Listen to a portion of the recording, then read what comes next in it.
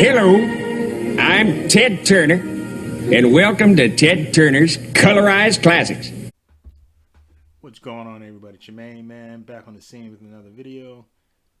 If you're new to the channel, please smash that like button and subscribe, share to help the channel grow. It will be greatly appreciated. The next Punisher should be a black veteran, says co-creator, panderist extraordinaire, Jerry Conway. So let's get into this article. I read a part of it. I didn't read the whole thing. I skimmed through it. Punisher co-creator Jerry Conway thinks the militaristic anti-hero needs to evolve to stay relevant in the 21st century, and ideally should be a black veteran in his next iteration. You know, there'll come a time, just like in the 80s, when that character can be rebooted, and turned into something new. Conway said on an episode of the Design podcast, 99% Invisible, devoted to the Punisher's famous skull logo. I mean, my personal preference would be that the next iteration of the Punisher would be a black vet, who comes back and faces the issues that minorities in the world face today. The problem with that is it's been done to death and it's boring. Every black character has to, the way they do it, in which make black characters suck, is they always have to be about social problems. You just can't be a badass dude kicking ass or something like that. It's got to be the isms and the ists and all that stuff that they constantly deal with. Conway created Frank Castle in the 70s alongside Jim Romita Sr. and Ross Andrew, probably saying his name wrong, stressed that he always thought of the Punisher as a vigilante who felt compelled to take the law into his own hands as a means of criticizing its failed systems.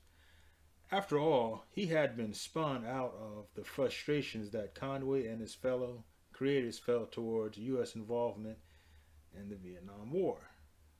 For many people of my generation, that was a fundamental social crime that we felt that the government was perpetrating, which by itself sort of undermines your sense of the government as a force of good, Conway said. The Punisher represents kind of a Rorschach test for an era that readers discovered him in. For me, in the early 70s, he was a response to a dysfunctional era in American history. In the 80s, he's a triumphant character representing a black and white view of the world. In the 2000s, he's a dysfunctional Punisher, the despairing, tragic hero who is really an outcast and no longer represents anything except his own ID. With the character's personality and logo now increasingly associated with law enforcement and white supremacy groups in the 2010s and the 2020s, Conway said reinventing the Punisher as a black man would be a stronger reflection of today's cultural zeitgeist, possibly allowing him to feel proud of the character once again. No, no, and no. Ironically, 1991 Punisher 59 featured a very literal interpretation of Conway's statement of conclusion of the story arc Final Days, written by Mike Barron and illustrated by Hugh Haynes. Over the course of the poorly aged tale, Frank Castle received multiple wounds to his face, undergoing skin graft procedure and melanin injections that literally transformed him into a black man. For the next 3 issues, Frank would face racist police officers, gangsters, and ally himself with Luke Cage until his skin faded back to white. Amusingly, Frank withheld his true identity from Cage until the end of The Punisher number 62, only referring to himself as Frank Rook. I'm not feeling it. It's just another white hand-me-down. This idea of race-swapping characters instead of original black characters is played out and insulting.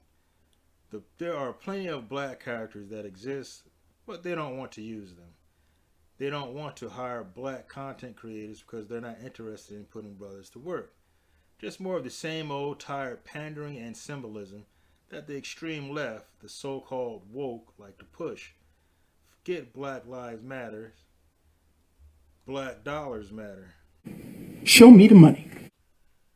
That's what I'm talking about. Show me the money.